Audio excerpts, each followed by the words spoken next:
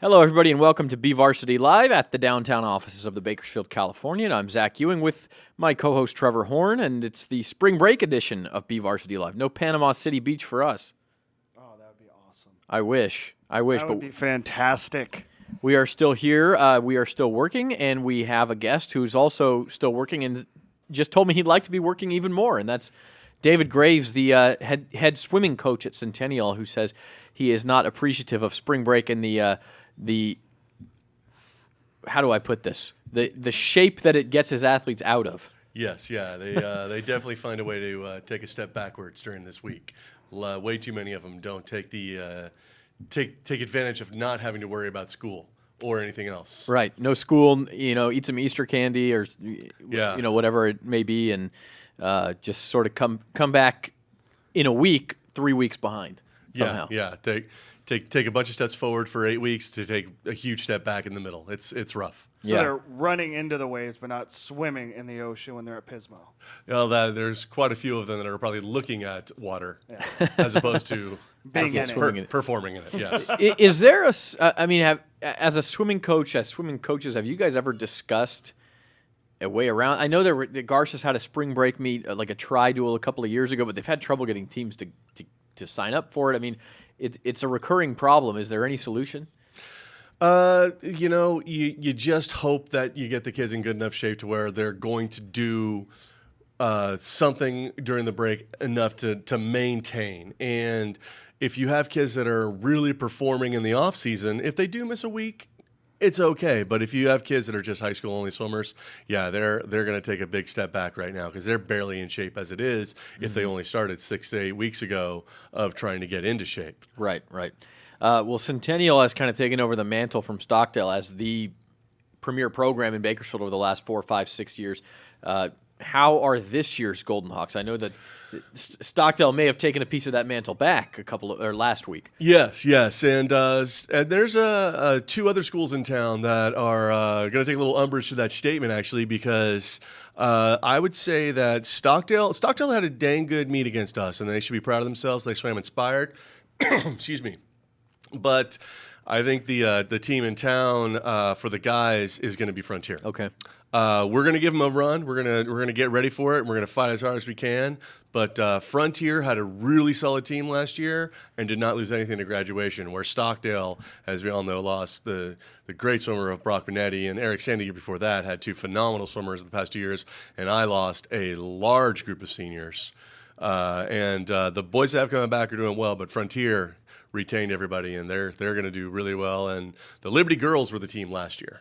That's true under Mark Ermston, and the few years before that it was you guys. But it does sort of change hands after that 15-year period where it was Stockdale and then everybody else. Yes. But your boys did take third in the Valley last year. Is that correct? We took fourth. Fourth in the Valley last year. Yeah. But that is the best we've ever done. I was really proud of that. Sure, and that's the cycle of high school sports in general, and swimming in particular. That if you have a good team, that probably means you had quite a few seniors. Yeah, it tends to be that way, especially on the guys' side of things, where the seniors are definitely different physically than the freshmen. Right. The girls' physicality is somewhat the same for all 4 years for some girls. Sure, and that's why you see these 4-time Valley champions in swimming and everything. On the horizon for swimming, before we kind of get into particulars of some of the top swimmers in town this year, because you also coach clubs, so you're so familiar with a lot of the swimmers on different teams. But let's talk about the forest landscape here for a minute of high school swimming. State championships on the horizon, that sort of thing, for the first time.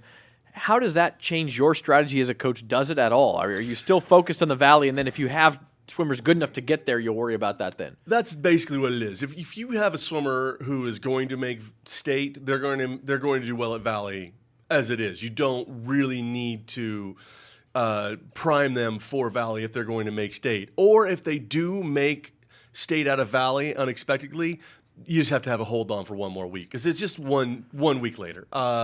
So it turns into a rough couple of weekends, and really 3 weekends if you start throwing the league championships in, and then you have the Valley championships and the state championships. It's a lot of good racing, but if a kid's good enough to go, they usually are tough enough to step up and race well and hopefully have a great experience from it. Sure, and I'm sure you could talk to coaches in wrestling and in track and some of these sports where maybe state is more of a focus, but they're still going to tell you, hey, if we don't get through the valley, we're not going to state. Exactly. If you don't, and that's the way it is in swimming. Is they've set it up differently for us than they have in the past, where all of our meets usually are on a time standard basis, and the state championships are on a place basis. So if you place high enough within the valley, you get to go. And usually in swimming, if you hit a specific time, you get to go. So you know weeks ahead of time whether you're going or not in a lot of cases, where this one, like, well, we're going to find out come Valley Finals who gets to go. Do you like that, the by placement, or would you rather have it done by time? I think there's pluses and minuses to both of them. I don't have a better solution. I just like kids to get up and try and race tough and go fast. And it's one of those strange things where, you know, if you get to go, that's great.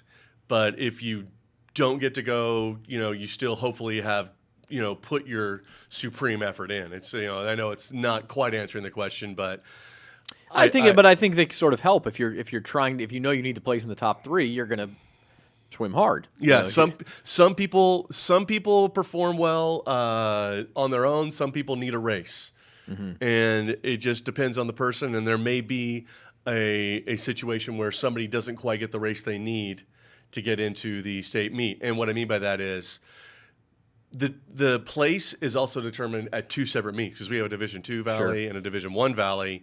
Well, if you win Division I Valley, but there happens to be, you know, a group of hotshots at Division II in a specific event, they may bump you out and say it's in the 500 where you just didn't get pushed towards the end, and maybe you could have gone 3 to 5 seconds faster, but there were 2 guys that just, you know, knocked the crowd out of each other at the D2 championships. And both went faster. And they both went faster than you because they had a horse to go against. Yeah. You know, so it's not ideal, but I don't have a better solution, so I can't complain. What's the postseason schedule like, David? The state championships, I believe, are at Clovis North? I think they're Clovis West. Clovis West. Clovis West. What's the difference? Well, Clovis North is a little bit of a newer facility, and it's a phenomenal facility, but Clovis West is still incredible. So yeah. I mean, as far as what's the difference? The difference is all Clovis schools have a phenomenal pool. All Bakersfield schools. That was sort of my point, yeah. All Bakersfield schools have to. And our director, John Farron, just goes, there's a huge difference because he's a Clovis West grad. Yeah. Oh, yeah. There's a huge difference. Clovis West is older. Yep. Clovis North is sort of the new Clovis West, but that's okay. Not in swimming yet. Not yet. No, nobody's Clovis West in swimming in the Valley yet. Before that, Valley Championships, is there just a 1-week gap there between Valley and State? Yeah, it's the very next weekend. Okay, and where is Valley this year? Valley's actually here. It's going to be hosted at Bakersfield College. At BC, good. And Liberty High School and myself are going to be co-hosting that championships. And then I believe it's next Saturday. You get a meet at BC, the Garces Invite, which is a nice primer for that. It is. It's a good time to see how the pool is going to be working, how the flow is going to be working, and they do a nice job with Garces, bringing in a lot of good teams. Mm-hmm. So and they have built their own pool, but this meet is big enough to where they need to use the bigger facility at Bakersfield College. And that's all. That's next week, and then the league meet. Are those also at BC now? Yes. So you got two opportunities. The JV league meet is at Garces. Okay. So we do hold that at the Garces facility, and it's a different day. And then the varsity league meets are all at BC. At BC, and that will be, we're talking like early to mid-May for those. Do you know the date offhand for?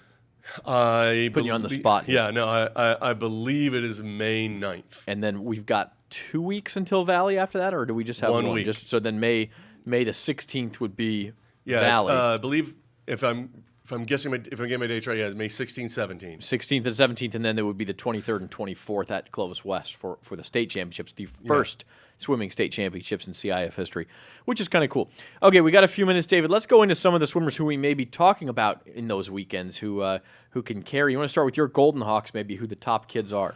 I have a couple really strong swimmers on both the guys and girls side. On the girls side, I have a sophomore named Jenna Washburn who just had a phenomenal improvement over her freshman and sophomore year. She was already, my strongest swimmer last year and just did a great job in the off season. Mm-hmm. She hit the weight room. She got a lot stronger overall. She improved her technique and just took a nice step forward and became more than just a 50 freestyler. Now she's, she had 50 free, she had an okay 100. Now she's got a solid 100, a solid 200, a great breaststroke. she's doing really well, and in fact, she's doing so well in so many things that she's asked me many times, what am I going to do at Valley? And my answer is, I don't know yet. Is there one that she's definitely going to do? Is it the 50 free? Is that still her signature? 50 free has been doing really well, but her and she had the 50 free and 100 free last year, but we've been using her a lot as a breaststroker this year, and it's been great. So she may be doing that as well. And then during the club season, she had a solid 200 free, and she's done a really good 200 IM. But I think she'd be happier in the 50 if we had a chance to put her in that. I think we'd all be happier swimming just 50 yards rather than Well, 200 plus. Theoretically, if you do the 50 right, it should hurt worse than a 200. That's what people don't understand. Well, yeah, I guess that's why if that's your attitude, maybe you shouldn't be swimming the 50 then. Who else on Centennial should we be keeping an eye out for? I have a senior boy named Tyler Fiddler, one of my captains, and his growth and maturity has just been phenomenal. This kid he went from being just this young, hardworking, hard to watch swimmer because his technique is not there, but I've had probably maybe he's easily in my top 5 of the hardest workers I've ever had in 25 years of coaching. Says a lot. Easily in my top 5, maybe even my top 2. Yeah. Now we should probably cut Coach Graves a check on the way out the door because he did some work for us, texting other coaches, trying to figure out, okay, give me some of your top swimmers so that I can say on BVarsity who they are. Give us a rundown of that list and maybe some who are going to be, say Valley contenders. Well, if I just run it down school by school, and again, I'm mainly dealing with the SWIL, Sure. which is my league. Bakersfield High School has a couple of really solid freshmen this year. They've been in a little bit of a rebuilding mode for a few years. But I think we might have had this one of these girls in our studio before with her dad. Adria Gala? Yes. Yeah. Absolutely. This little girl's quick. Yeah. She's quick, and she's got a solid freestyle, solid backstroke.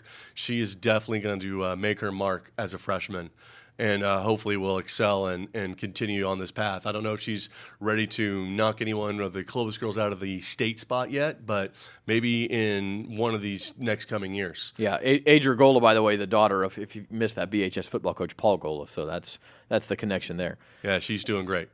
And you said there were 2, right? BHS? There's a boy freshman there, Lee Began.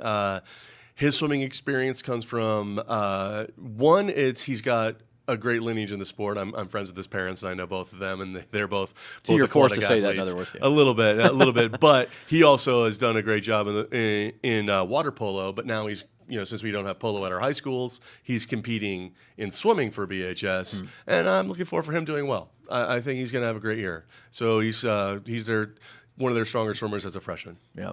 Okay. Moving on then. At Garces, the names he gave me were Kendall Rudy and Allison Gonzalez, Andrew Martinez, and Carter Kerwin. I know Carter is a younger brother of Spencer Kerwin, who was phenomenal. He's been around, and Kendall Rudy's been around a little while. Kendall Rudy is a supreme freestyler for them and just been doing a great job. I believe she steps into the butterfly occasionally as well. Okay.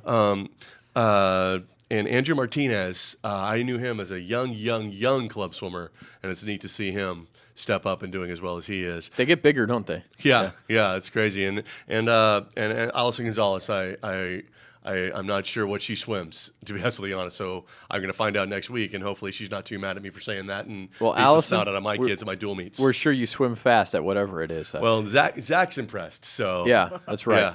So okay. Zach Brown, I should say, the coach of the Garces coach. I'm impressed too, by the way. Yes.